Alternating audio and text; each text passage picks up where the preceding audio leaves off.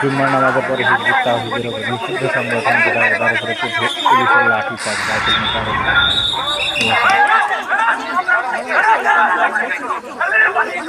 বাইতুল মোকাররমে জুমার নামাজ শেষ করে হিজবুত তাহরীর মার্চ ফর খিলাফত মিছিল শুরু হয়। বাইতুল মোকাররমের উত্তর গেট থেকে এই মিছিলটি শুরু হয়ে পল্টন চত্বর, একই সাথে বিজয়নগর পানি ট্যাঙ্কি মোড় পার হয়ে আবার এটা কোন দল? এটা কি নিষিদ্ধ সংগঠন? হিজবুত তাওহীদ হিজবুত তাহরীর আজ শুক্রবার জুমার নামাজ শেষ করে বাইতুল মোকাররমের উত্তর গেট থেকে মার্চ ফর খিলাফত ব্যানারে একটি বিক্ষোভ মিছিল আপনারা দেখছেন বের হয়েছে এবং এই মিছিলে হিজবুত তাহরীর হাজার হাজার নেতাকর্মীরা উপস্থিত হয়েছেন। হিজবুত তাহরীর মিছিলের সম্মুখে আইন শৃঙ্খলা রক্ষাকারী বাহিনী এখানে টিয়ার